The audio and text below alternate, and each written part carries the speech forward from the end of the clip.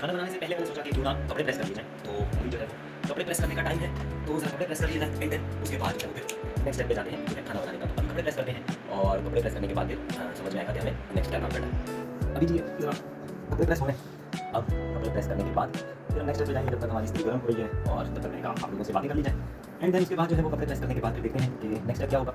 वैसे तो मेरा ख्याल है कि नेक्स्ट स्टेप जो है वो यही होगा कि मुझे जो है वो खाना ही बनाना है। अभी फिलहाल ज़रा पहले कपड़े प्रेस कर लें, फिर उसके बाद इंशाल्लाह खाने का जो मेरा है वो प्लान है। तो फिर खाने का प्लान जब कंप्लीट हो जाएगा, खाना वाना बन जाएगा, देन उसके बाद मेरे पास काफ़ी टाइम बचेगा कि आज संडे है, तो आपको पता है कि संडे के दिन जो है वो फिर आपके पास सुबह-सुबह सारे काम अगर हो जाए, तो उसका फ़ायदा ये होता है कि आपके पास फिर संडे जो है ना वो आराम से गुज़ारने के लिए मिल जाता है। तो अभी फिलहाल जो है वो कपड़े प्रेस करूँ और कपड़े प्रेस करके फिर जो है वो अच्छा वैसे एक बात है कि मुझे कभी भी ज़िंदगी में जो है वो कपड़े प्रेस करने का शौक नहीं था। बस कपड़े जो है वो मुझे हमेशा से एक मेरी ये प्रॉब्लम रही है। मेरी वालदा जब ज़िंदा थी तो घर की मेरे कपड़े हुआ करती थी, उसके बाद वाइफ, फिर माशाल्लाह मेरी बेटी। तो मेरी भी ज़िंदगी का जो अगर आप कहेंगे सबसे मुश्किल काम है ना, वो मेरे लिए सबसे मुश्किल काम है जनाब कपड़े प्रेस करना। तो लेकिन अभी ये है कि एक नया नई जगह है, तो उसके लिए जो है वो भी फिलहाल खुद ही आपको चीज़ों को देखना पड़ेगा, मैनेज करना पड़ेगा।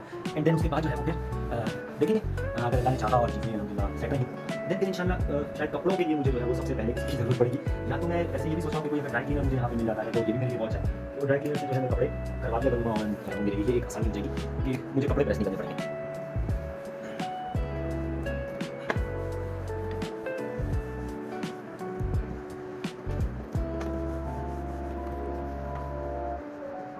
अच्छा, यहाँ पे जो है जी लाइटों का बड़ा मसला है। ये जो है ना एक बड़ा प्रॉब्लम है यहाँ पे, लाइटों का। तो लाइटें जो है वो यहाँ पे बिल्कुल प्रॉपर नहीं है, तो वो अचानक से जो है वो लाइट का कुछ पता नहीं होता, ना टाइमिंग्स का ना कुछ, और लाइट जो है चली जाती है। तो अच्छी चीज़ ये है कि अगर कपड़े जो है वो प्रेस हो जाएँ और प्रेस रेडी हो, तो उसका फ़ायदा ये होगा कि हम जो है वो ईज़िली अपनी चीज़ें कंप्लीट कर सकेंगे। असल में मुझे कोई ऐसा व्लॉगिंग का एक्सपीरियंस है नहीं, लेकिन ये है कि कोशिश कर रहे हैं कि किसी तरह बेसिकली तो समझें कि जो अपनी होम सिकनेस है उसको खत्म करने की कोशिश कर रहे हैं कि किसी तरह वो खत्म हो, तो ताकि एडजस्टमेंट्स आसान हो।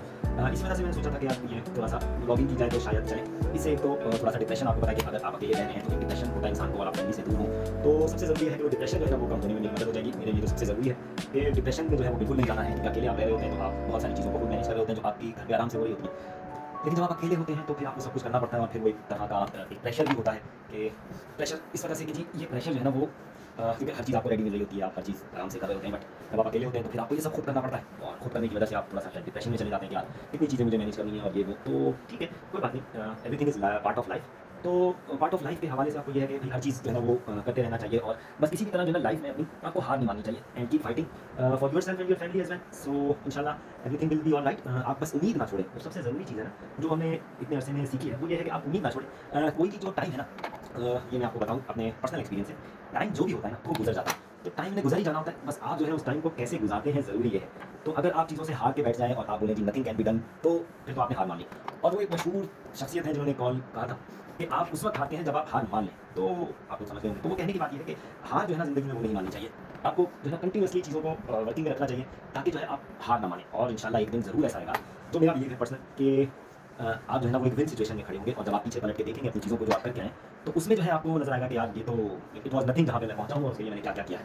तो ख़ैर बात ये है कि इंशाल्लाह अल्लाह से उम्मीद है कि चीज़ें अल्लाह ताला अच्छी कर देगा, और इंशाल्लाह चीज़ें सही हो जाएँगी, एंड देन सिचुएशन अच्छी हो जाएगी, चीज़ें फिर सब कुछ इंशाल्लाह फैमिली के साथ होगी और सब साथ होगा, तो फिर ये होगा कि सब चीज़ें हो जाएँगी। चलिए मेरी शर्ट कंप्लीट हो गई है, तो मैं बस इसको एक ये फाइनल टच दे रहा हूँ शर्ट को कॉलर पे, ताकि जो है ये मेरी शर्ट क्लियर हो जाए, एंड देन मैं इसको हैंग कर दूँगा, और फिर ये मेरा कल के लिए जनाब ड्रेस तैयार चलेगी। वेट, ये मेरा वार्डरोब है जो मैंने अभी शर्ट प्रेस की है, उसमें लटक गया, ये मेरे कोट्स वगैरह हैं, तो ये अब सब देखिए ये ठीक है, ये सब तैयार है। तो अब जनाब आप इजाज़त लेते हैं आपसे, और फिर इंशाल्लाह मिलते हैं हम जब खाना बनाएँगे, देन आपको खाने की अपडेट्स देंगे। अल्लाह हाफ़िज़।